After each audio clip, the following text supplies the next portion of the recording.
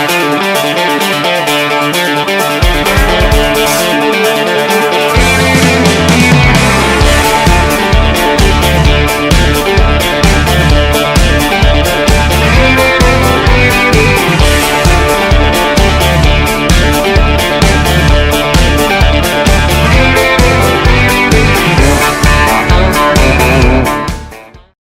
what's up, North County? I'm your host, Randy Doty, and today we are following up with the Paso Water Basin with Greg Graywall and John Tucker. Welcome, gentlemen. Thank you. Thanks for coming on. Thanks for having us back. Yeah, so this is kind of obviously a big thing here in the North County. Again, you know, we're here to help, you know, the voice and, you know, the platforms, you know, so to speak, kind of just another way to get the messages out, I guess. So, but John, I'm going to start with you since, Greg, we've had you on before as well. But John, so tell me a little bit about you and what you got going on here. Absolutely. So first of all, the good news is I got about 4 years worth of water dumped on my property last night that my family uses. So huzzah there. Nice. How much rain did we get? We got an inch on ours. So cool. Yeah, we're right over the hill from here. So it's about very a awesome. 5-minute drive. But the bad news, apparently we're supposed to subsidize sustainability for the rest of the basin, despite the fact that that's the minimal amount that we consume. So that really is kind of the initial shock, I guess, that we got from. I tuned in to all this back in December when they did the town hall, which was a little bit of kind of news to me. Spent pretty much since December kind of educating myself on the topic as much as possible. It's incredibly complex. Folks like Greg here have been instrumental in kind of helping process exactly what's going on and who's in charge of what. And from my perspective, my background is in political science and marketing, so I'm kind of trying to use both, with this and really getting back to some basic principles in terms of property rights and individual liberties and natural rights and there's obviously just a constant battle for those it is a universal constant, and I think our founders did a great job constructing a system that helps us navigate these issues. Now, John. So you started a page, right? You got the Paso Water. PasoWater.com. Yep. Basin Facebook page or something. Yeah, and the Facebook page. Yeah, okay. Absolutely. And so, Greg, if I understand this right, this all started back in like 2005. This is when this message or this push started happening. 2005, in Santa Maria, they had an adjudication. And because the similar thing was happening, it was settled. People up here, by people I mean the city of Paso Robles and the county and certain agencies were worried that they didn't want the basin adjudicated. And all adjudication means is the court makes a decision. It can be a friendly adjudication. The court comes in and makes a determination on how the basin is divided up equally amongst all the people that live over the basin. They didn't want that because they don't want equal. They want to use what they want to use, and they'll tell you what you get to use.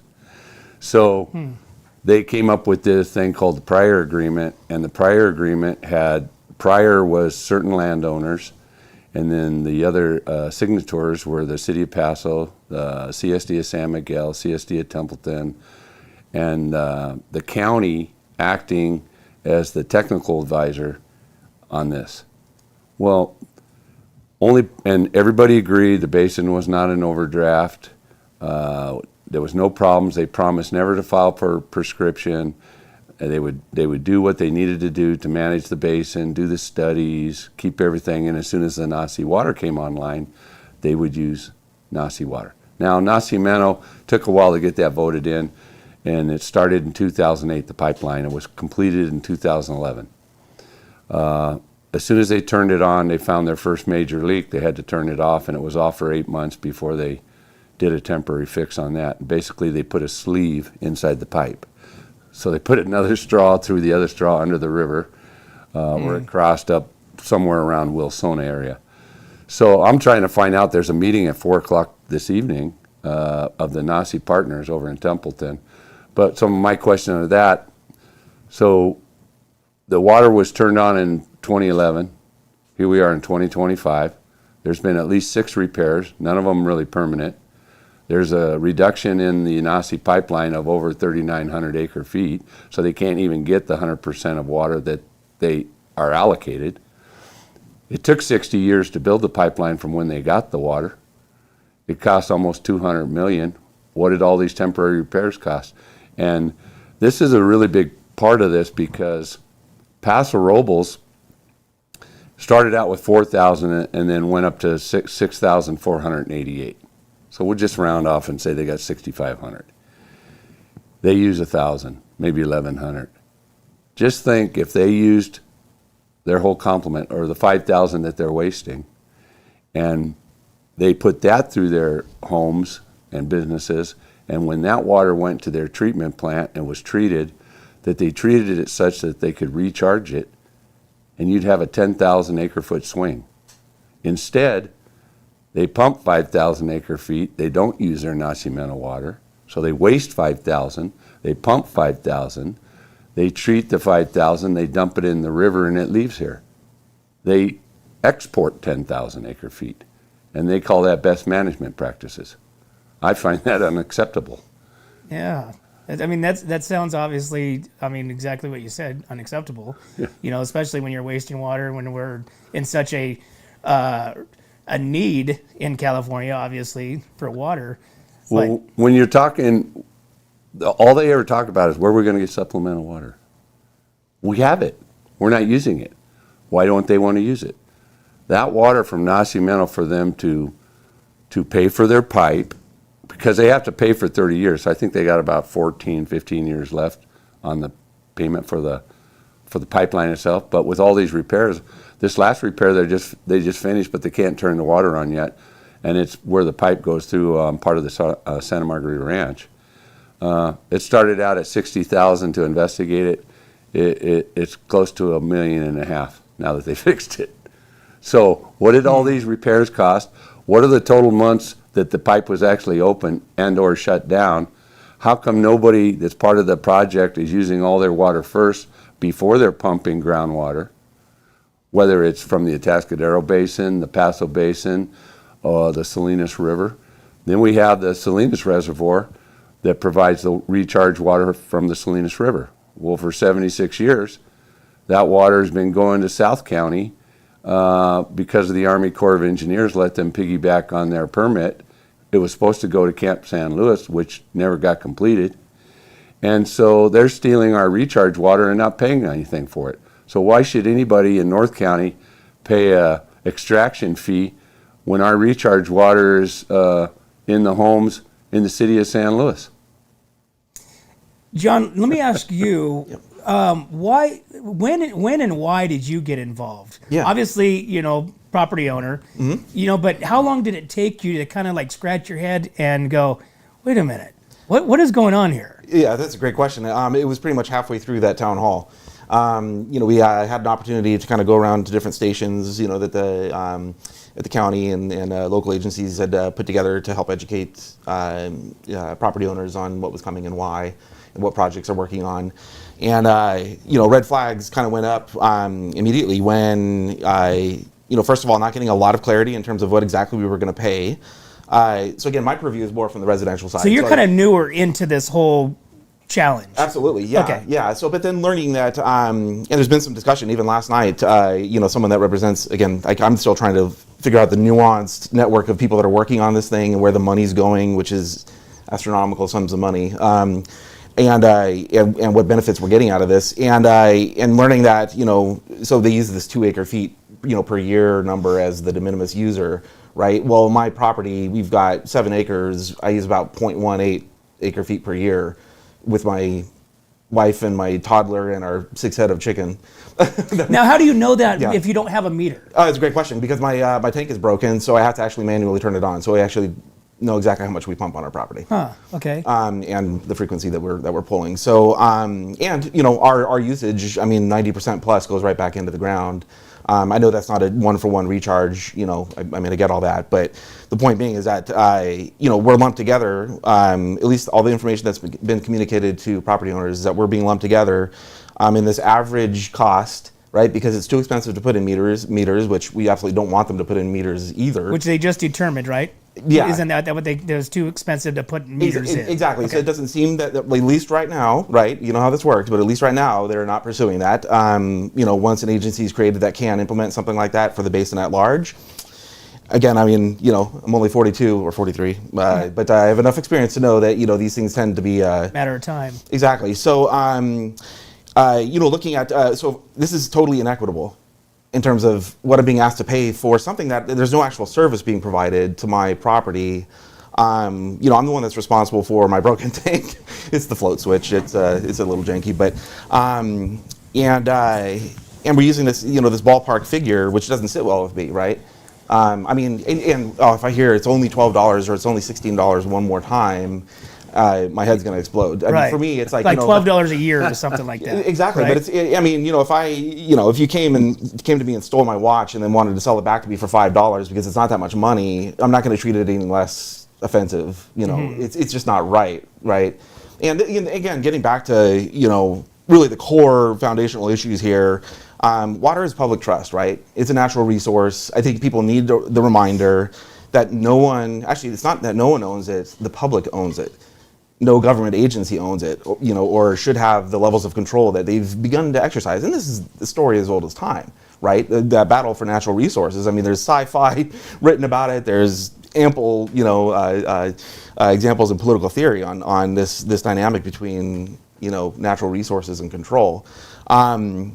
Just reminding people that, again, this is held in trust. The water that's below our property, we have first right of access to.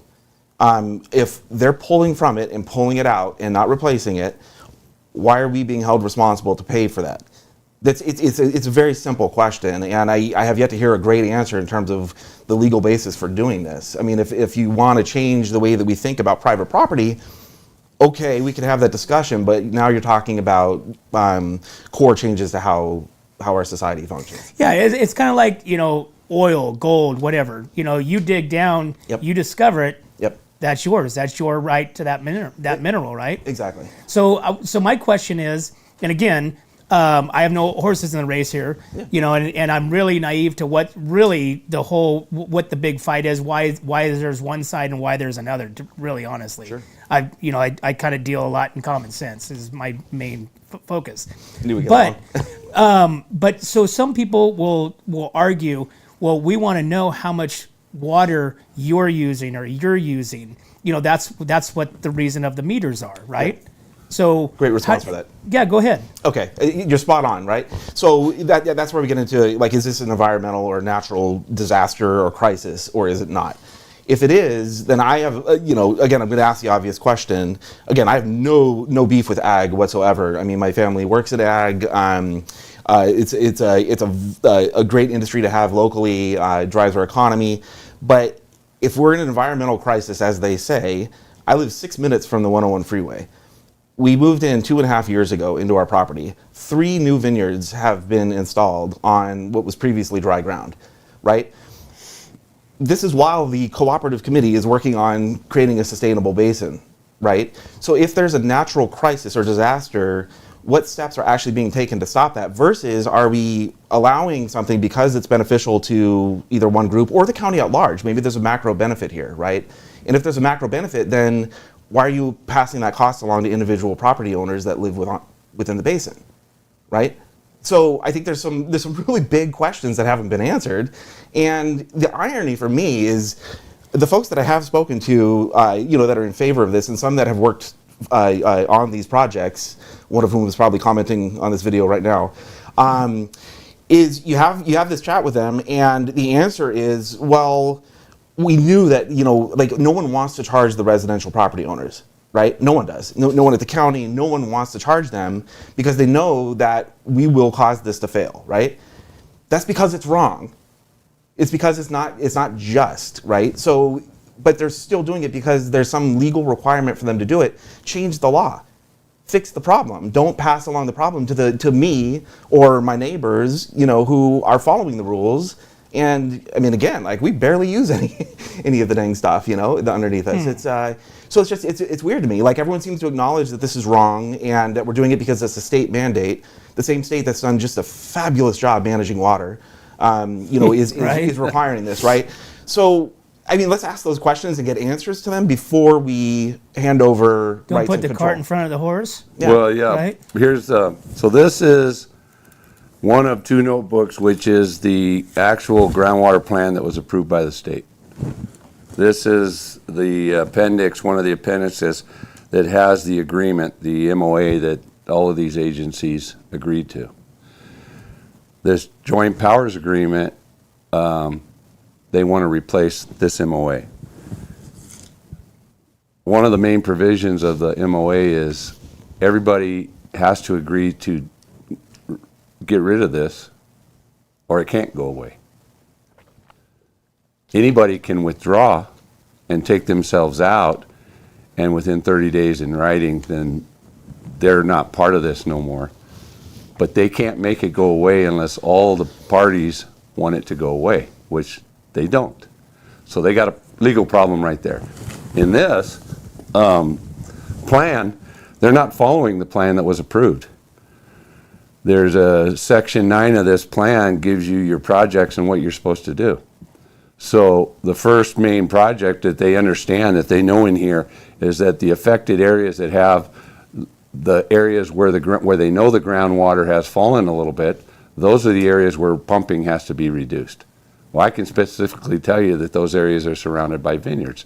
So the parcels that were allowed to develop within that area developed before irrigated ag came in around them. It was dry farmed and cattle was around there.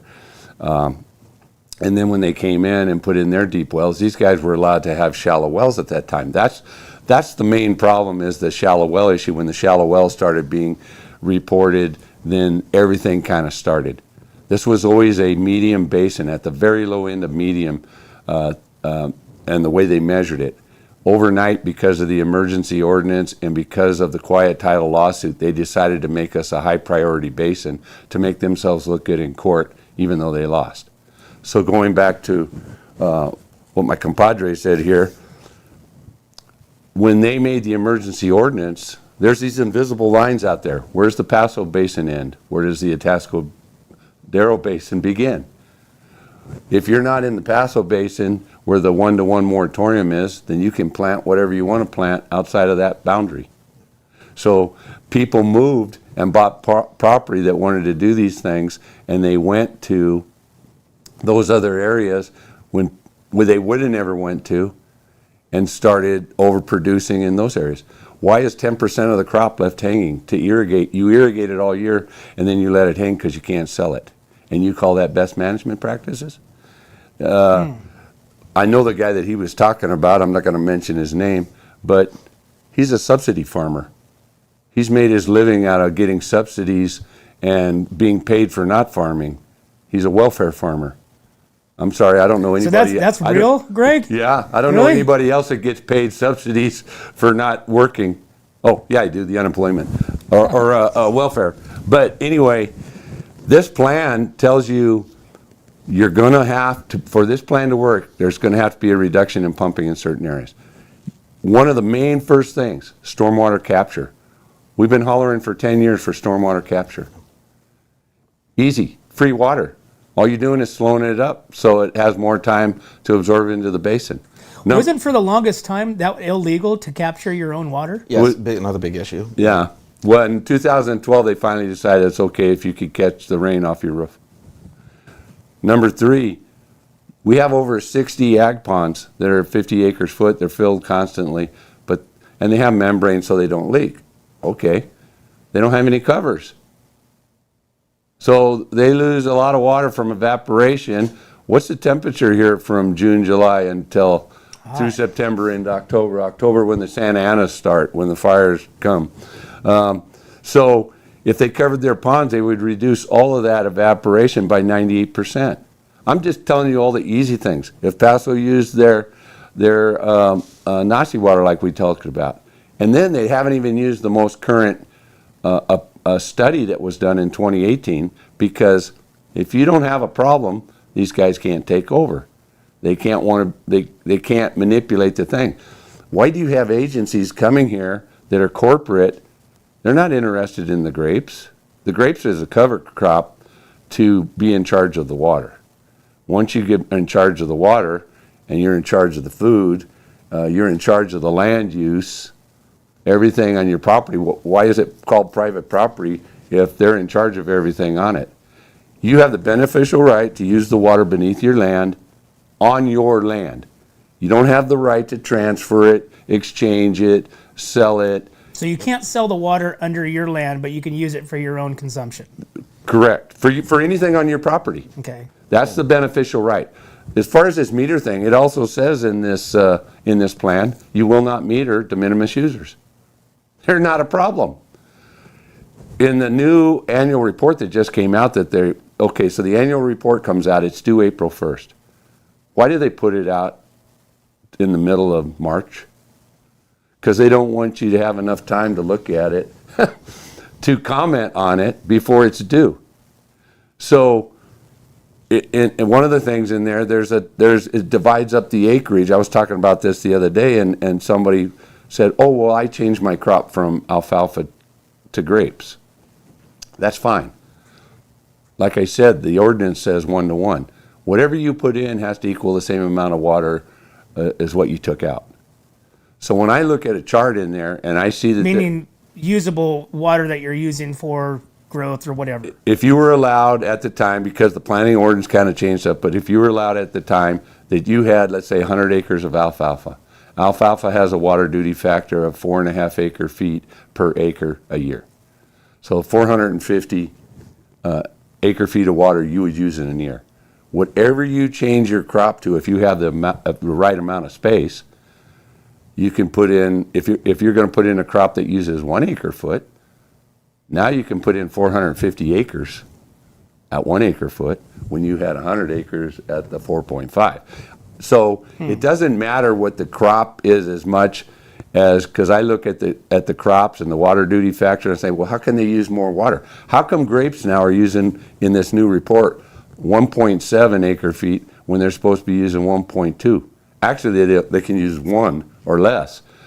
But that right there, that 0.5, over 40,000 acres, that's 20,000 acre feet more of water. Did you find out the reason?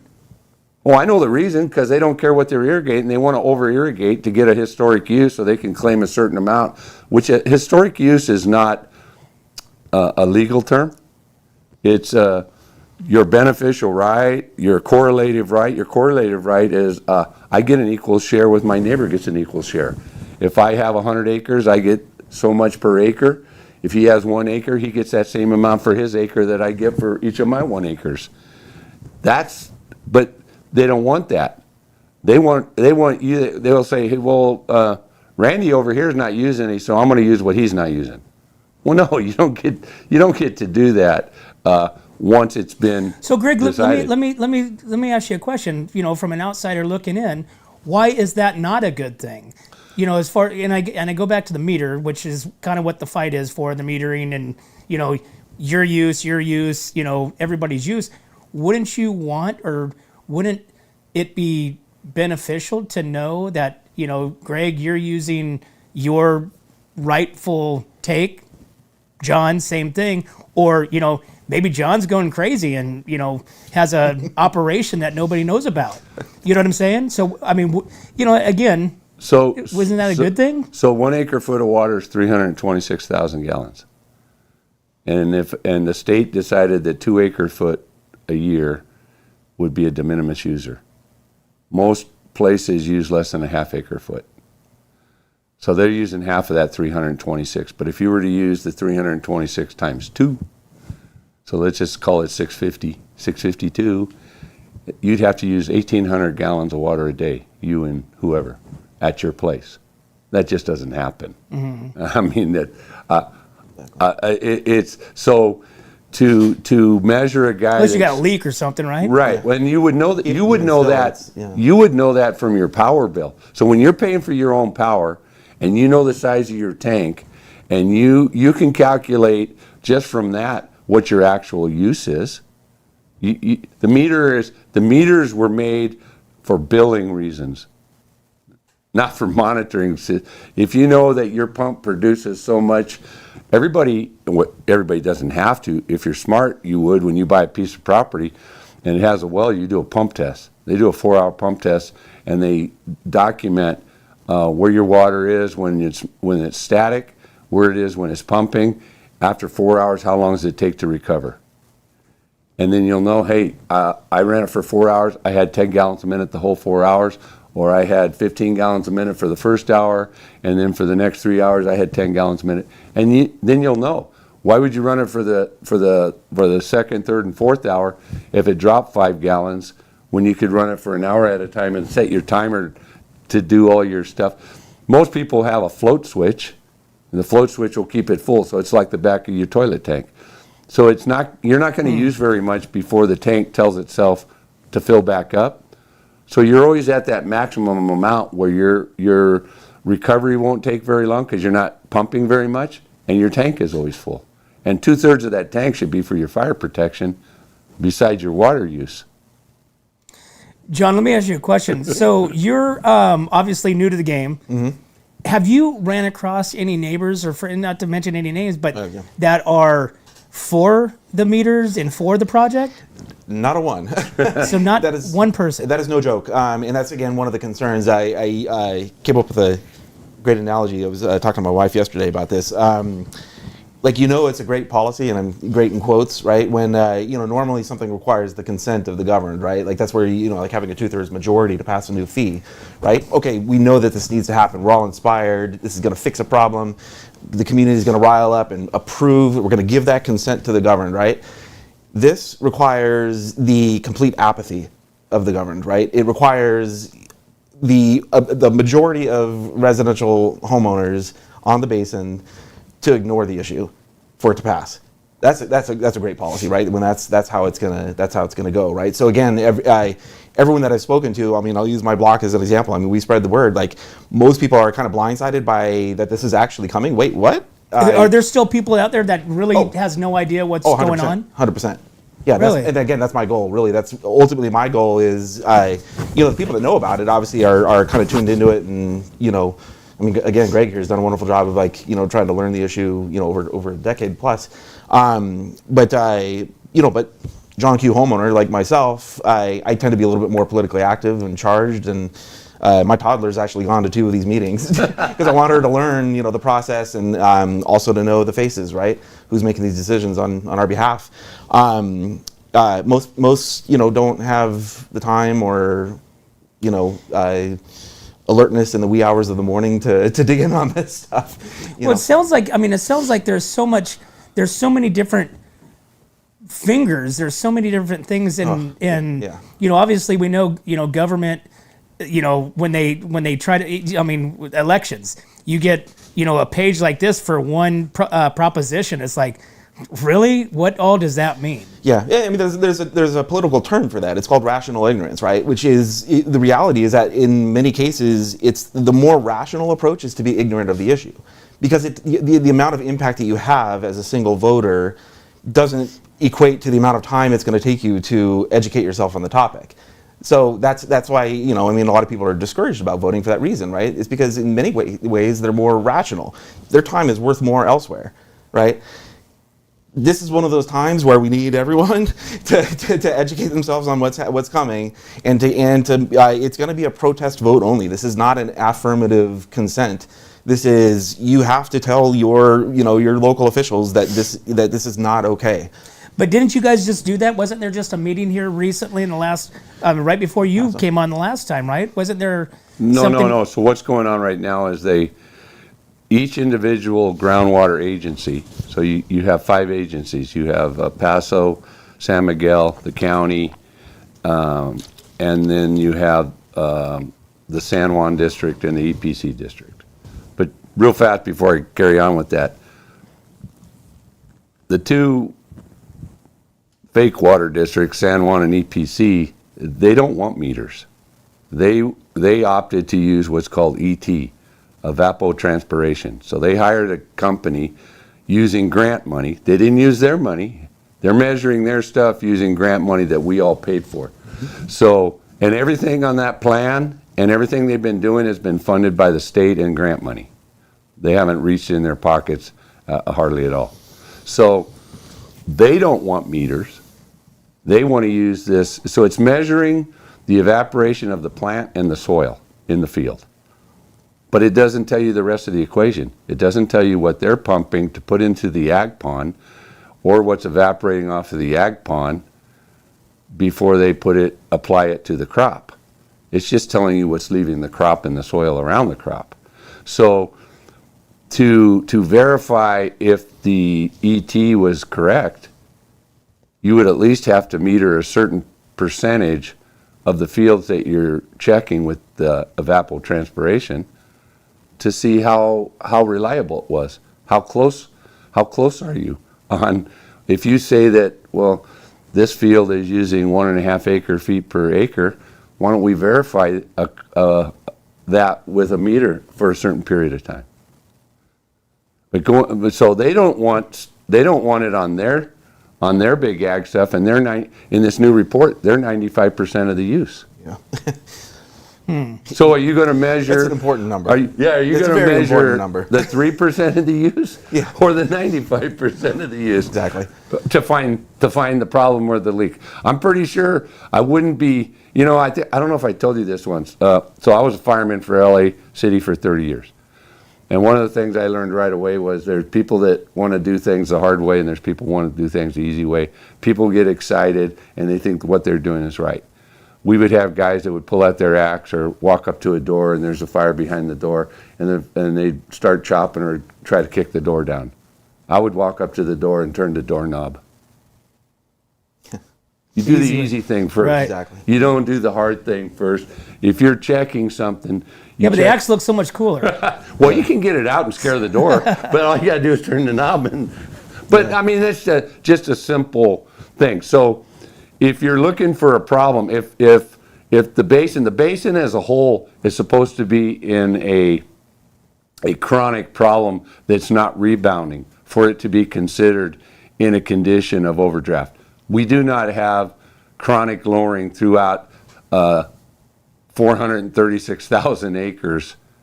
We have spotty areas of a little bit of decline, and we know that there's some decline there because of the shallow wells that were replaced. So you have, if the wells in a certain area were 250 feet deep, and there's 6 or 7 of them on a block, and it's surrounded by a vineyard that pumps all night and has 4 ag ponds that it's constantly filling that are 200,000 acre feet. To me, it's not really hard to figure out who's creating the interference and the problem. Okay, so what are you going to do about it? Yeah. So those 7 or 8 people had to pay $80,000 to get a new well. Now they're at 700 or 800 feet, like the vineyard is. Now they no longer have the problem, other than the fact that they had to spend To go deeper, thousands of dollars to go deeper to compete. If you're going to have a straw in a Dixie cup, you don't want the shortest straw. Right. But that's what I'm saying, Greg, isn't it more like as a landowner, residential, not commercial, not grapes, not alfalfa or whatever, isn't it beneficial to know what your wineries next door and if they're overtaking? Well, I don't think you having a meter, you're going to know that from your well elevation. So I think what would be more beneficial, which I was on a committee for the county, for Blaine Reilly, called the Technical Advisory Committee for Expanded Well Monitoring. So right off the bat, when we formed it, we had our first meetings. We never had any issues with the people that are on it. Out of 3 different groups and 24 people, there was only 4 what I call civilians that weren't somehow connected financially or paid to be there, and I was one of them. And so we identified right away the 4 areas where the shallow well problems were. This is where you need to do the monitoring. So they have grant money to buy the monitoring systems. And all they needed to do was give it to these people. Have people volunteer. We will give you the equipment if you'll give us the information. But they wanted to make a 5-page. Now here we are, almost 3 years later. They got 2 units in out of 150 that we identified. They're going to lose the rest of the money by the end of April if they don't spend the grant money. They don't have time to do it. They don't have approval. So Rita Neal, the county council, makes up a 5-page document for you to sign that everybody's scared of. What am I signing? Unless I could take it to my attorney. And to give them access. And the equipment still belongs to them even though they didn't pay for it. It's grant money that comes from the taxpayer. And now, why would you give them your access to anything when they are going to tell you they want to tax you on extraction? But if you were to have that equipment, buy your own, it's not very expensive. That right there will tell you if when your water's fluctuating because of what's going on in the area or what's just happening. We don't even know what happens if you had an earthquake again. Water came out of the parking lot at the library. They couldn't get rid of that sulfur water in the library. They had years. They plumbed it to the river. Right. It's still running, so they could fill the hole. Okay, so we have issues with the ground. And earlier somebody was talking about the aeromagnetic helicopter that was flying over, measuring the density of the earth here in a grid pattern over the basin to come up with how water, hopefully figure out how water flows through the basin. Because the basin's not just one big giant swimming pool. There's a series of pools and ponds, and as we get water and we get recharged, they overflow into the next one and the next one and the next one. And again, I think I said this last time, 436,000 acres. Our normal rain in Paso is 14 inches. At mine, it's a lot more. But I'm going to call everything equal, and we'll just say it's 12. 12 inches over an acre is 1 acre foot of water. 1 acre foot of water over 436,000 acres is 436,000 acre feet of water. This is why stormwater capture is so important. That's what recharges the basin. We use 80 acre feet or 80,000 acre feet, and in a normal year, you're going to get over 436,000 acre feet. I don't think it's real hard to recharge the basin, and I think it's more productive to have people. I want farming to continue, just like you said, but when I look at the farming and these guys want to say, well, look at how much we're contributing to the economy and to everything in our area. Okay, but what is it costing us? What is the cost associated with these benefits? And are we just trading one for the other? Or did we create a whole new problem because we were so greedy on this other side? And I don't have profit sharing in those vineyards. So if you want to give me profit sharing for the problems you're causing, That would be helpful. yeah. Well, if I can follow on that too, I mean, I think that's another important fundamental point, right? Is water being commoditized through this whole deal? And the absolute answer is yes, right? In that, I think it's important for people to understand. In fact, the loudest voices in the room on this whole debate are the consultants that are working on it, are the political agencies and their personnel that rely on this going through. Going back to your discussion on the timing of this vote and everything, the reality is that the middle of this year the funding runs out, right? The state said this is the end. We're not going to issue grant money to continue the monitoring and everything else, right? So we have to find another alternative source of funding. This is what was clarified at the town hall. So that's the red flag, right? We've created a new economy based on water from people that aren't direct stakeholders. Incomes rely on it, business profits rely on it. Not a problem. I'm not trying to criticize, please, let me clarify. I'm not criticizing anyone that's working tirelessly on trying to fix this thing. If there is a problem, that's not my intent. But my point is understand that we are creating a new commodity that, again, the people that live directly over it aren't benefiting from. Now, John, you seem like a deep thinker. Ugh. So yeah, my wife would agree with that too. Yeah, unfortunately. But have you ever came across somebody on the opposing side to where you sound like you would listen, and try to understand the reasoning, of why. Have you ever scratched your head and went, Okay, well that makes kind of sense. Well, no, I mean, I've made every effort to do that. The only real answer that it can get, that it does make sense from a legal perspective, if that's like the extent of your concern, is how Prop 218 factors into all this, right? Everyone acknowledges that the only reason why the residential property owners are being dragged into this is because there's some legal requirement under Prop 18 or 218. That's just like, to me, that's like, well, we got to follow the rules because that's the rule. I mean, okay, I get it. Like that's the rule, but maybe we need to reevaluate the rule here, right? And how Prop 218 is even being applied. I'm not firmly convinced, and I'm not a lawyer, full disclosure, but I'm not firmly convinced that how they're applying Prop 218 is, again, to the benefit of the public, and why Prop 218 was passed. Do you think they're getting strong-armed into it? Oh, absolutely. The state, but okay, so, I mean, we've all been up here long enough to understand that threat of the state, right? Well, if we don't do this, then the state's going to get involved and do X, Y, and Z. And if we don't approve this, then the state's going to do X, Y, and Z. I have been involved in enough local political battles to hear that it's one of those constants, right? It's like, well, if we don't do this, then the state's going to make it worse. So right there, the state said, we're going to do Sigma. The state said, you're going to have to form GSAs. Mm-hmm. The state said, you're going to do a GSP, and hey, we're going to give you the money to do it. The state said, we're going to approve the GSP, and once we approve it, you're going to do it. You're going to do an annual report to tell us what's going on in the basin, and you're going to do a 5-year update on, are you following what we approved? Well, I can tell you they're not following in order what they approved, but everything has been paid for. So all these guys are crying that the state's coming. The state's been here the whole time. The state's been I have all the documents to show how much money they had received since 2000 in this basin on projects that the state says, hey, if you'll do this, we'll give you a bunch of money. And we already pay the county for flood control water conservation district. It comes out of our taxes on our property bills. They are the GSA for the county. We haven't had a GSA county meeting in over 2 years since Bruce Gibson took over. So they haven't done any outreach or actually informed the constituents that live over the basin that are under the control of the county. The city of Paso, I think I said this last time, has a boundary, and they're a water district.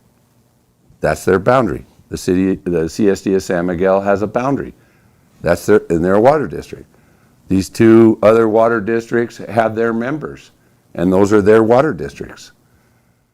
The county is our land use authority, but they're not our water district. We don't have I'm my own water district. I pay for my system, I manage my system, I put in my infrastructure, I fix my infrastructure, I pay for the permits to put all that infrastructure and that in. It's raised every 2 years with my property taxes by the Prop 13, by 2% every year, every time they send out a property tax bill. And this new tax that they want to claim as a fee, it's coming on my property tax bill. A fee is something, if I join a club, here's the fee to join the club. I'm not joining this club. This is a tax, and everything on my tax bill is a tax of some kind of a bond. Yeah. I pay for state water, everybody does. Have you ever gotten the benefit of state water? I don't have a turnout on my place where I get state water. Why isn't the county that spent $1 million in Shannon for a turnout? The first 3 years after that turnout was put in 2016. So 2017, 2018, and 2019, they used 40 feet, 50 feet, and then 40-something feet. So they used like 140 feet in 3 years, and in the last 5 or 6 years, they haven't used 1 ounce of water out of there. So they've wasted that 100 acre feet of water that was available to them. John, yeah. When we're talking landowners, like in your shoe, not wineries and stuff like that, how many landowners, residents are we talking that this affects? I believe it's about, what is it, 8,000? Close. Yeah. Wow. So, I mean, so actually, to go back to the 218 discussion, where I think there's a big issue is, and there's a great video, the Howard Jarvis Tax Foundation. I recommend all the viewers, again, don't take my word for any of this. I'm not an attorney, but they did a great wrap up on why 218 was passed by the voters, right?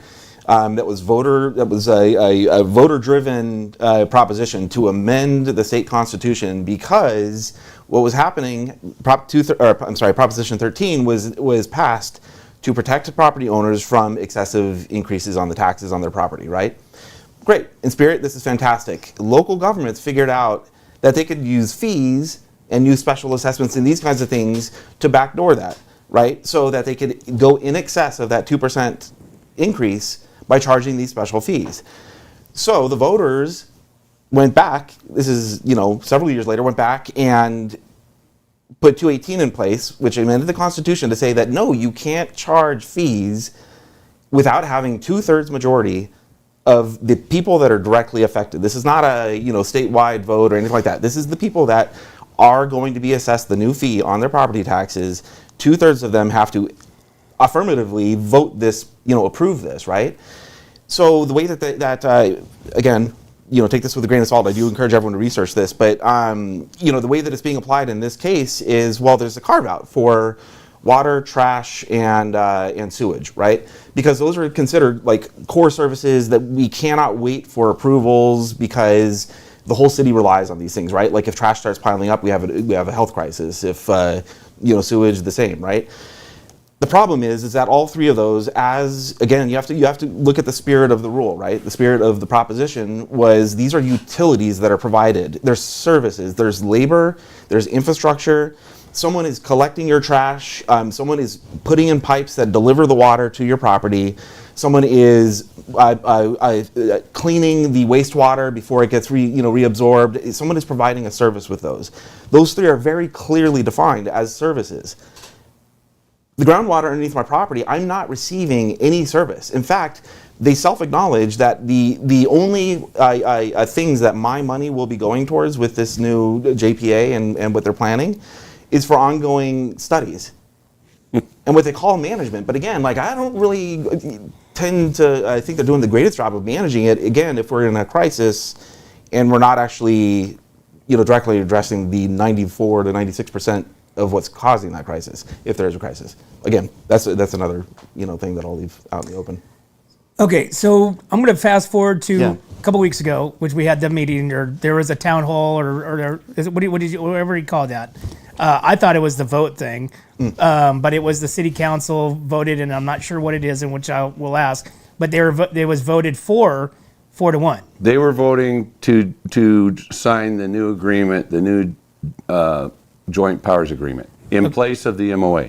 Okay. So the GPA, every agency. So the first agency that said that they wanted to do this was back in January. I think January 16th at Paso Basin Cooperative Committee. The Shannon San Juan District always has their meetings. Hours before that, they voted to join the joint powers. Next agency was the county.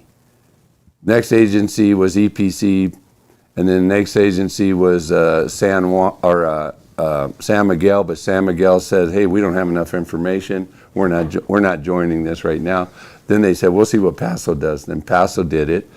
Okay, let's go back to the first. So guy. Each of the cities all voted on Each of the agencies had to do their own meeting and whatever. The one that the San Juan signed is not the one that the county signed. It is not the one, because it's been altered 4 or 5 times. The county had, in fact, we just filed a Brown Act violation against them, because the one they had in the agenda is not the one they signed, and the one they signed is not the one that's the most current copy. So you can't have a document that the people don't get to review, and then you sign it. That's illegal. So whenever they want to do something illegal, like John was just saying about the 218 and the service and what you're doing, the people that are pushing this are the attorney for the county, the attorney for the city, and the attorney for the 2 water districts. The attorney for San Miguel isn't. But 3 of those attorney firms, San Miguel, Paso, and the county, and the one attorney that works for both of these other guys, they're the ones that put this joint powers agreement together. 3 of those attorneys are the attorneys that are suing the defendants in the quiet title, or the us in the quiet title action. They're the defendants' lawyers. So here they are in court with the same people who live over the basin. Now they're trying to backdoor us with some kind of a new rule to assess us when we're in trial with them, and we have been for the last 11 years. So we've won 4 trials, a stipulated agreement, or 5 trials, stipulated agreement, and we're waiting for the 6th trial. And that'll be the last trial. We've won everything. And the law is not on their side. The cities, the CSDs, and the county are appropriators. All the landowners are overliers. Overliers have the priority right. They get to drive in the front seat. Appropriators are in the back seat. They're supposed to use their other sources if there's a problem. So they're claiming there's a problem, but they don't want to follow the law. But they want to tell you why you need a 218. Oh, because it says we have to. Well, the water code says we don't have to. But is this a water code issue, or is this a voting issue? I think if you're going to say it's about water over the basin, it's a water code issue. So that's the whole. Everybody says, oh, well, we don't want to charge these poor people. And then they don't understand the people in Paso and like San Miguel. It's going to be a pass-through. If the city, if either one of those agencies has to pay for their pumped water from the basin for their city wells or the CSD wells, they're going to pass it on to the meters. Your rates are going to go up one way or the other. If you have something delivered and it costs more for fuel, they're going to add that to the cost of whatever it takes. They're not going to eat it. So any big business can write off their expenses and add it to the cost of doing business. Private landowner can't do that. He can't. What's he going to do? He's just going to pay more. And if we're already paying the county for the flood control district, why are we going to pay again for something that they give no management for? And are they going to take over fixing your well or paying for anything? Yeah, and that's another key point, of 218. The provisions that the voters passed, require that there be an immediate benefit to the property owner, right? So if I have, first of all, my opinion, it's supposed to require my consent to do. They're not going to apply that here. So so we have the opportunity to protest it. Say that that we fail and protest, which to me sounds like we need several thousand property owners to actually take action, not be apathetic and sit idly by. But if this goes through, a requirement of 218 is that it provides immediate benefit to my property. That is a hard and fast requirement of the law. No amount of management and reporting, the management that they've done so far, provides immediate benefit to my property. This is not a group thing. This is not like our block or our water district. This is my specific property has to receive an immediate benefit from the fee. My well is not dry. I don't get any compensation for any activity related to it. Where is the immediate benefit to the people who are either approving or allowing this to go forward? So again, I don't think that this is as clear cut as, and again, I'll go back to, like I work in aviation, right? Like if someone comes to me and says, hey, I need to get to LA, I'm not going to recommend that they take a train, right? So, a city attorney or a consultant that's working with, municipal water or, even elected officials that are, working alongside city staff on these decisions, I don't expect them to take a different route than this is the way that we can do this, right? Maybe we need to think outside the box here or pump the brakes. Maybe the state threat is real. That they come in and they're going to require that everyone put meters on, and they're going to require that we start paying fees and all that. I trust the law and the process enough to take that risk, right? Because first of all, I've heard that dropped again, and in my early 40s, as long as I've been involved in local politics, I've seen that dropped or heard it dropped, dozens of times, and it doesn't really pan out because there are safeguards against abuse, even at the state level. But it's funny that you said that because you mentioned earlier, $12, $19, $16, whatever it is, it's only a little bit. But if you look back in the 1800s, when government started saying, "Hey, we're going to tax you on this, we're going to tax you," it's for the benefit of you. Now look at us. Yeah. Right? There's no going back. Yeah. There's no them going, okay, guys, we've already tried this for a year or two, whatever. You know, we're gonna take this out. We're done. You know, thanks for coming, type deal. Yeah. It's only gonna get That's exactly right. more and more and more and more. That is a fact. And again, that's why I love our government. If you can't tell, I just love America, right? Like it was so beautifully constructed in that we have the power to you know, I don't even want, like, everyone makes it sound like it's this evil thing, like protesting a vote and, you know, voting against something. It's like, you're an evil person. It's like, no, this is the process, right? I just need people that are watching to, you know, we created the PasoWater.com resource really just to get contact information to ensure, I'm not trying to change people's vote on anything. Well, I am. I mean, I'm certainly speaking out against it. But you have the right, you know, to protest or not. If you think that this is a great thing, go for it. You know, it's not even apathy at that point. You've made the decision to allow this to go forward. Great. But we need thousands of people to stop what's coming. Thousands of people that live on the basin, the direct stakeholders, not the people that are outside the county, you know, not South County. We need thousands of residents on the basin to actually take the action of protesting this. So what they did in the last one, so they're trying to back end. You're talking about a couple weeks ago. No. Oh. We'll get to that in a second. But the Assembly Bill AB 2453 that was done in 2016, that was a proposed special water district over the basin with a 9-person board, and they came up with all these gizmos, and they got our Assembly person, Mr. Akachian, to back it. He ended up actually losing his next election because of that. We had 700 to 800 people quit the Farm Bureau because of that. And but that particular thing was a special election. The county spent $1 million, and these other two water districts, they weren't who they are now. They were known as Prags. They had $500,000, and we had 20 grand and 10 guys, and we put up our signs and did our advertisement, did our stuff, and we won by almost 80%. That was a yes or no vote on, do you want to be a district, and do you want to tax yourself? If the tax didn't pass, it didn't matter if the district passed because they didn't have the funding. This thing is, they're not asking you if you want to be a JPA. They're asking their individual groups, hey, do we want to be JPAs? And if they say yes or no. So if let's just say they all say yes. Okay, now they have to figure out a way to fund it. So now this is where the tax comes in. A fee. And right. and the only way, and so instead of having a yes or no vote, everybody's a yes unless you protest. Yeah.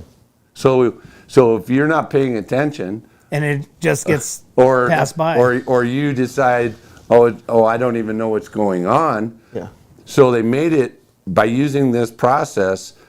If you're not attuned to what's happening and saying, hey, no, I don't want to fund that.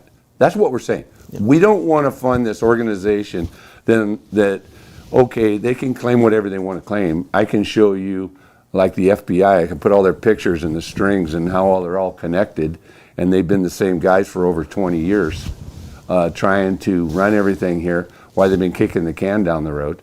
This is the biggest Trojan horse. I'm a duck hunter. We use decoys. That's what this is.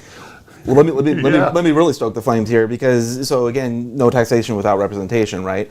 So you have this JPA that's being formed, requires the consent of multiple agencies and cities to form the county, which is where I live, and the county managed, if you will, property on the basin. The county voted, to hand over that power to the JPA, which I love that the word power is in the JPA. They handed it over, right? By a majority vote of 3-2, all three of whom have no constituents on the basin. So the approval to join the JPA on my behalf was passed by 3 supervisors that have no representation on the basin. Wow. I mean, that's critical here. I hope everyone understands the significance of that. And the one lead guy gave away half the vote. Yeah. So we had a 61% of the vote on what happened over the basin when the county was in charge. When Bruce Gibson removed Debbie Arnold and John Pichon and took over and put Blaine Reilly as his alternate, which he's a paid employee, he shouldn't have, there's no legal way that he should have been an alternate because he was just a proxy vote. Well, then he gave away half of the voting power of the constituents over the county that own a majority of the land, and they're the largest population, to an agency that legally couldn't join the MOA. You have to have 100% of the people in it to allow a new member to join. San Miguel said no. They let them come in anyway. They went against their own agreement because that's what Supervisor Gibson wanted, the bad Bruce.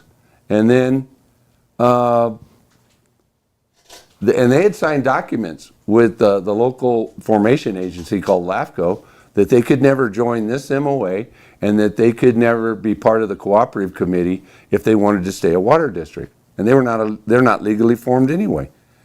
And when I went to all those meetings, when all that stuff was happening, and they told me, well, it's too late now, we already did it. Well, you already broke the law and it's never too late. And their whole concept was, well, I'd have to sue them if I wanted them to undo it, because they know that they were wrong. But, so they gave away half of our voting power. They haven't had any meetings in 2 years. By the way, why did he let that agency in, and why would you give away half of the power? And those two groups gave him over $52,000 in his last election. And then he made one of the other guys the chairperson on the committee. The joint powers agreement, if any agency doesn't want to do nothing, they don't have to agree to it. This is not, you have a... Would you say the San Miguel didn't agree? Right. But what I mean is, like, if you don't want to help on a certain part of the projects, the only things you have to fund in this as a group are certain particular things, like the annual report and the 5-year update on what are you doing what we asked you to do. But some of the other stuff you don't have to participate in. If you really want a binding agreement, it's a MOU, a memorandum of understanding, where everybody understands that the cost is going to be an equal cost, that all the things are going to be agreed upon equally. The way that this thing works in the cooperative group is not really cooperative. Each agency has their own ideas about what they want for their individual area. There's 62 LLCs and or people in the San Juan district. There's 160 property owners in the EPC district. Half of them don't live here, and half of them don't. Most of them don't live in the other thing. So how is it that those 250 people at the most, or 240, should trump by voting power the other 6,500 people that live over the basin? I mean, it's just ridiculous. Yeah. Did you guys have a good, like in this last meeting, was there a good turnout of landowners? At the Paso? At the Paso City meeting, there was people sitting on the floor, all the chairs were full, standing everywhere. In fact, I was bringing people in, they were standing outside, they were looking around. I said, no, come on in. I was figuring, hey, maybe we'll get an overcrowding and they'll cancel this thing. They opened the back doors, they had all the doors open. Did people get to talk? Yeah, you got your 3 minutes, and then they wanted to play some games at the end, and they didn't like it. So there was 3 speakers, 4 at the most, that wanted the city to join the JPA. 2 of those speakers were Jerry Ray and Hillary Graves, that sit on the board of the EPC Water Board. And then they're not landowners. Jerry sold his place. He had 70 acres in a vineyard a long time ago, and he sold that. So other than both those people being some kind of paid consultant or working for somebody else, they don't really have an issue. And just as disclosure, yeah, I own a place and I'm in the watershed, so I'm outside of the basin. But I'm fighting for my neighbors.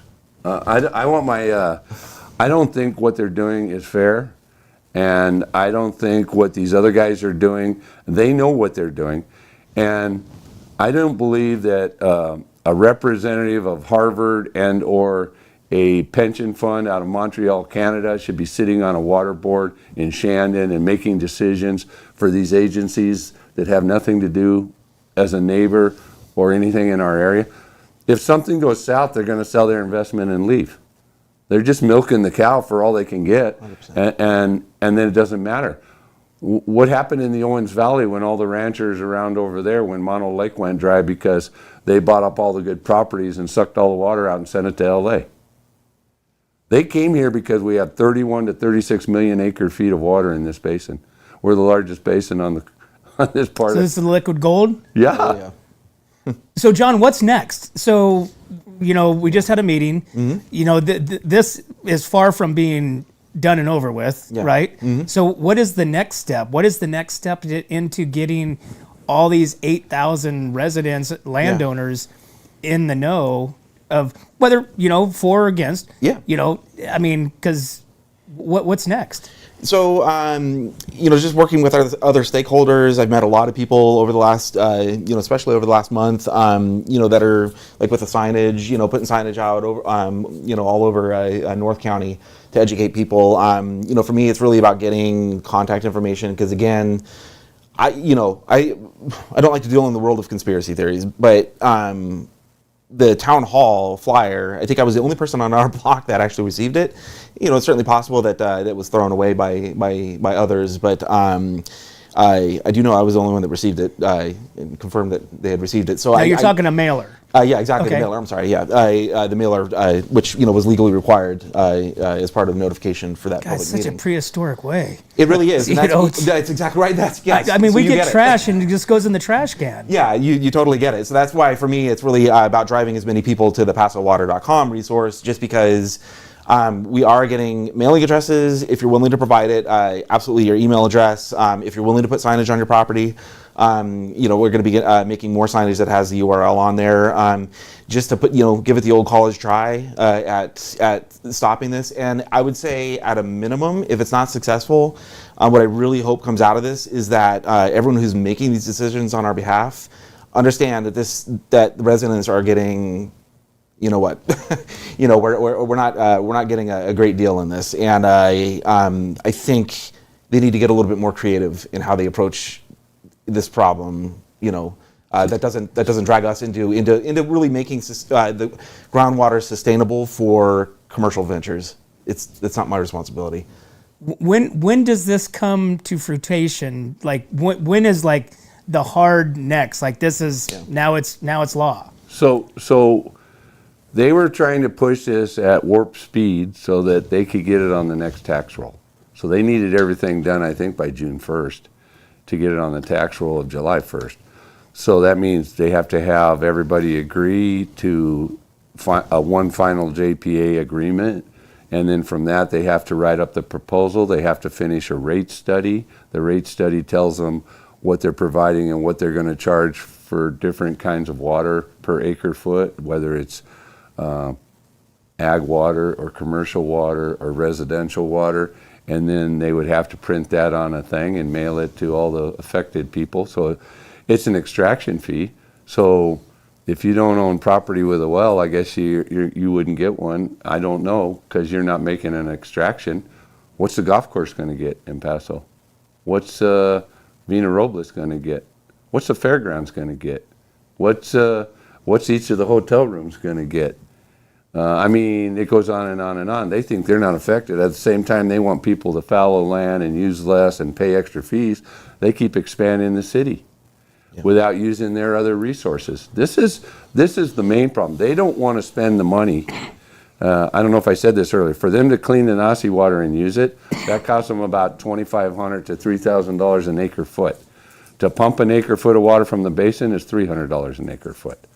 Now you know why they don't want to use their Nasi Meadow water. Yeah, we'll pay to make sure it's there for them. Yeah, Is but essentially what that comes down to. But they're paying for their pipeline a monthly fee for that $2 million pipe they put in, and the repairs and other stuff. So one of these projects that they did, the county got a $7.6 million grant. They gave $3.5 million of that to Paso for this blended water treated sewer project, to put a pipe from the sewer plant under the river, under River Road, and up this hill to some given point. At the same time that nobody's talked about or nobody even knows really, the city got a grant from the DWR for the same project for $9.7 million. And then there's been some other monies given. So they have almost $15 million that they've spent on this project that they're not going to use, that now is basically in the dirt or in the toilet. That's a lot of deeper wells. Yeah, they're deciding that there's an issue with the treated water, and that They didn't even know. They hadn't even come up with a price for what they would charge for the Nasi water. And there's been so many problems with the Nasi pipeline. So if you buy Nasi water, if they were to sell you some, do you pay for part of these repairs on top of that? And then when do you get it? When do you need it? Well, they need it in the summertime. Well, that's when they would need it. Well, there's capacity loss in the pipe, so they can't even deliver. There's no infrastructure for this blended water project, and the drawings they came up with, that infrastructure would cost $81 million. This is why those conceptual projects were supposed to be in the future after you got all these really easy, low-hanging fruit things done, like stormwater capture, cover your ponds, use your Nasi, so on and forth. Those cost very little. And we're really, so why did we waste all this grant money on these pipe dreams instead of doing what we needed to do? And then go back to the same consultants from years later and repeat studies that we already had. Wow. Yeah. You need a beer now, huh? Jeez. Yeah, what time is it? Well, I mean, Greg, I mean, you got, I mean, but so why, I mean, this is a question because, you know, people have messaged us, you know, from the last one that, I mean, why do people want to hush you? Why do people want to silence you guys? I mean, is it knowledge the power? Is it knowledge power? Whether you choose to use it or not use it. But I mean, why? So, I mean, I think this is why we may differ. You know, he's obviously a lot more versed in exactly, you know, the nuance behind this and who stands to gain, right? That's always the question you should always ask with any policy, right? Is who Follow stands the to gain? money. Yeah, follow the money, right? I don't know enough to, you know, opine on that side of it. What I do know is that, you know, there is a ticking clock. That's been well communicated, right? That in the middle of this year, we've got no more funding. The state's cutting us off in order for us to continue doing what we've been doing, which, you know, I guess, I mean, I would say that, you know, there's certainly been some benefit that's come out of it. I'll be fair, right? But for them to continue doing that, they need to lock in this new source of funding. Is ultimately what it comes down to, right? Which is the fees to the landowners. Which is the fees, and it has to be. Everyone has to pay. That's the rule, right? Everyone has to pay. So we legally have to charge the guys that literally last night put 4 years worth of my own water into the ground. You know, so I'm the opposite of the sustainability problem. I'm like overproducing into the ground for our property, right? Now, is this fee monthly or yearly? Yearly. Yearly. Okay. Yeah. Go ahead. And they still haven't like clearly defined. That's one of my big issues, right? Sure. It's like we're like trying to approve this thing. Like all of our local governments are like, yeah, sign us up, and no one's really clearly defined exactly what we're paying and why. They called Nancy Pelosi on that one. We have to pass it. We got to pass it first. Yeah. So no, but that whole. Okay, I live in the watershed right next to the line. I played dominoes when I was little. I know when they knock down the first dominoes, the next dominoes are the guys that live outside of those dominoes. And I wasn't going to wait till I was affected.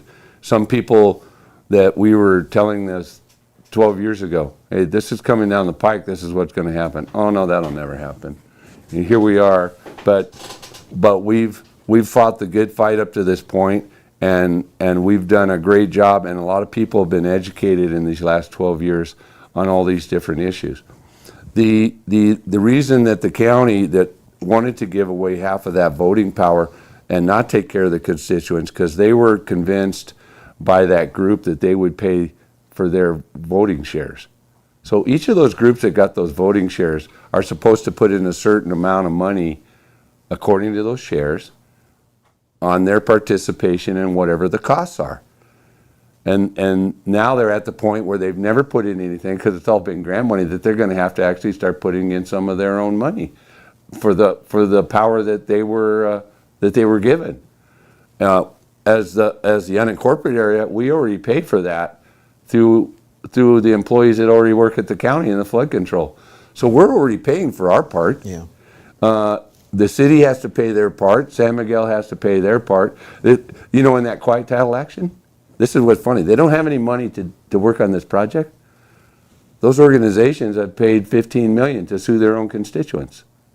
How come they have that money? Why they wasted grant money on bad things? They have plenty of money to sue our own constituents and pay lawyers or pay for studies that we already have. We went down there they did another study on state water that cost almost $300,000. When I went down there to ask them why they're doing this, I had 6 previous studies. that we've already paid, and I had the amounts on them. Why are you doing the same thing again? And it was one of the same consultants that was involved in one of the previous 6 studies. And when you look at where they get their information in the back of their study, it'll note all the other studies. It's like, what are you doing? How many times do we have to study how the chicken laid the egg? Right. Wow. Well, guys, you know what? This has been awesome. You know, I mean, it just sounds like it's far from being over. You know, so for the viewers that have an interest, invested interest in, what's next for them? Is there a meeting coming up? Is there how can they get involved? Well, so we're waiting to find out what these agencies are doing. I'm going to go to that Nacimiento meeting at 4 at 7 p.m. San Miguel's having a special meeting on one more time on this joint powers agreement. So we'll see what happens with that. Until they settle what's going on with the joint powers agreement, everything's just kind of just sitting there. Once that's decision, so let's just say they decide no. Okay, are they going to try to do something different, or is this dead in the water for right now? Again, the next Paso Basin cooperative meeting is March 26th. They just put out that annual report, and they want you to have your comments back by March 26th, and then that report is due on April 1st. So there's really no time to change stuff in that part of it. And the only reason, like I said, they were hurrying up on this other thing, trying to beat a certain deadline to come up with a proposal. I don't know when the rate study is going to be finished. I don't even know if they're going to complete the rate study if they don't get the joint powers thing agreed to. So there's a lot of stuff that's in motion that's being juggled that we don't know until those things actually happen. What the next step is. We're gonna. So right now you guys are in a standstill. Yeah, my new friend here has a website, and he's going to tell you about that. And we need people, and I'm going to give him information, and he can give me information. Yeah. And we're working on getting signage out there. We have a lot of signage that's been going up. There's radio commercials. There's other things that's happening, and those are just to get people's attention.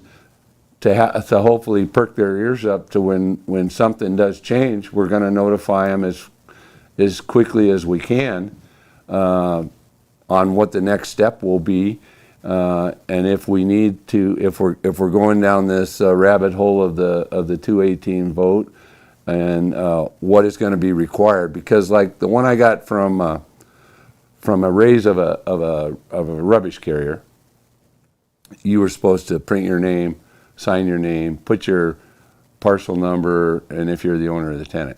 Well, in this particular one, how many people are going to vote that live on the land? Is it one vote, one well? Is it, and then of course it's going to have to be on an assessor's parcel number. Well, I'm sure there's parcels out there that don't have wells.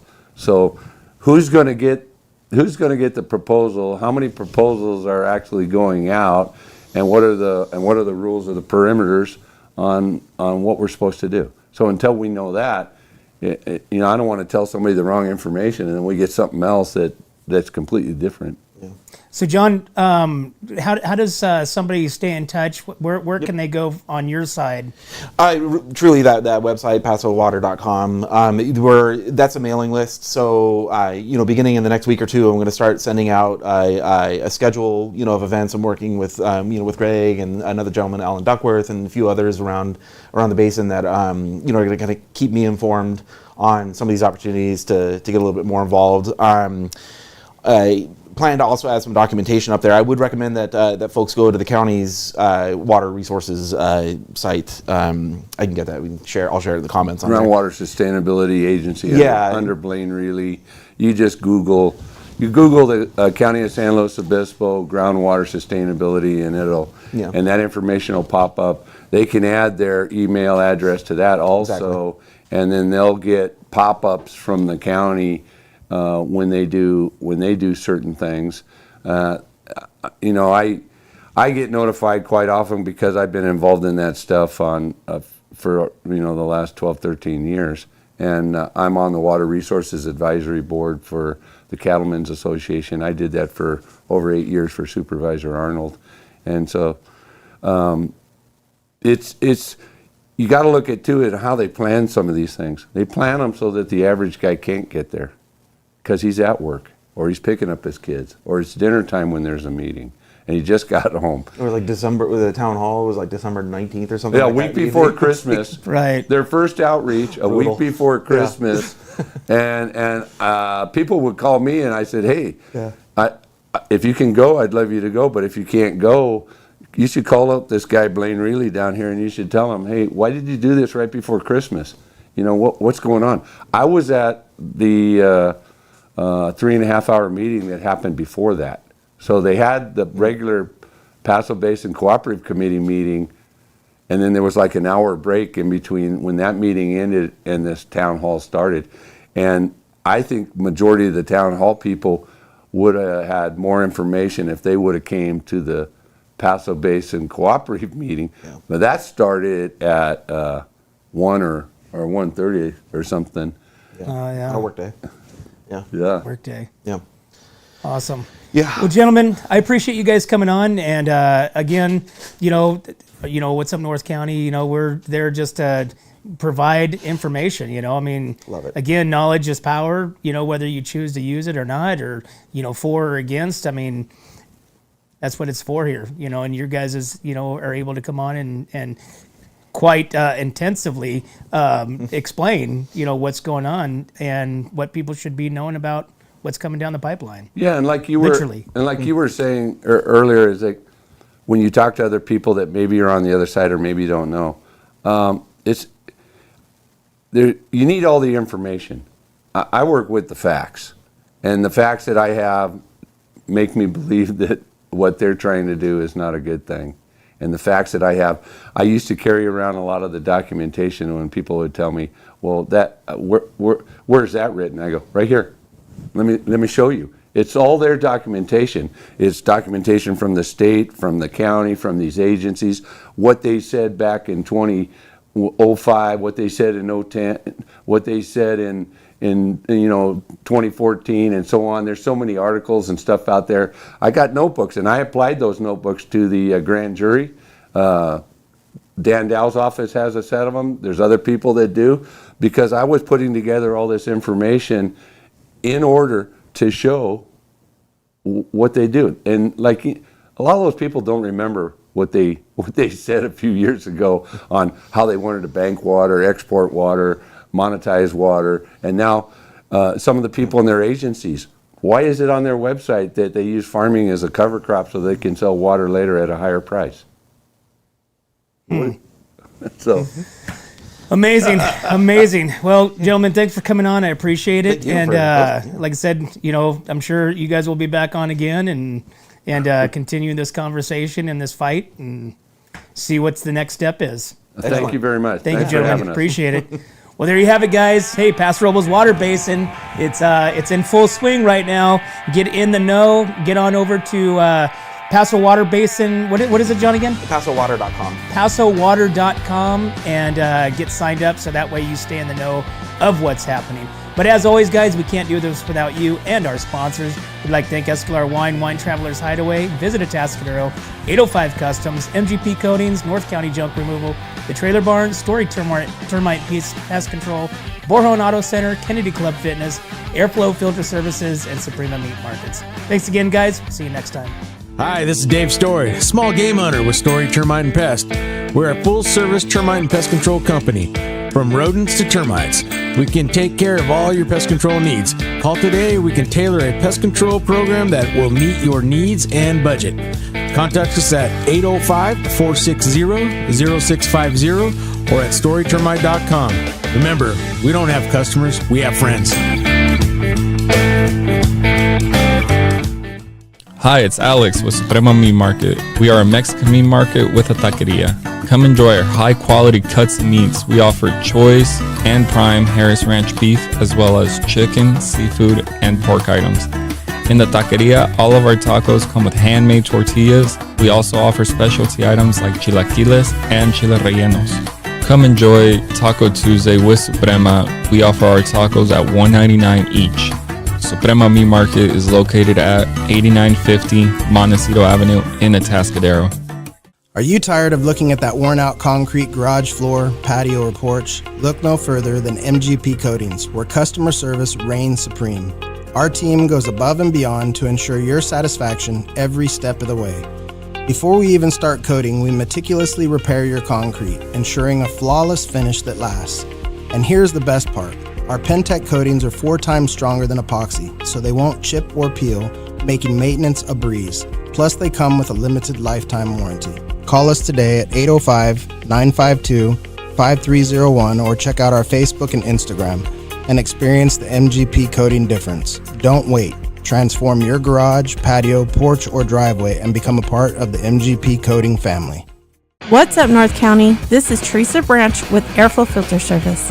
We are a family-owned business right here in the North County. We have air filters, oils and lubricants, and hydraulic hoses. We provide services that include air filter cleaning, DPF cleaning, and waste oil collection. Come check us out at 1140 Ramada Drive, and we can help you with all your automotive and industrial vehicle needs.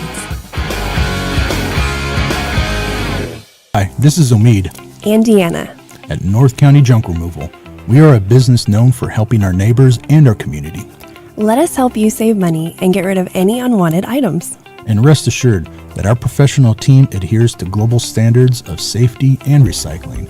We are fully licensed and insured for your peace of mind. We are locally owned and operated, and we look forward to helping you with all your junk removal needs. Please call us at 805-769-6966. Atascadero isn't your standard getaway. We're unique, just like you. We're growing, transforming, and figuring it out as we go. We're a town filled with innovators, artists, makers, and game changers. We're a little bit country, a little bit funky, and always authentic. We're here for your good times, your slow times, and your changing times. We are all in Atascadero. Come see for yourself. Learn more at visitatascadero.com. 3, 2,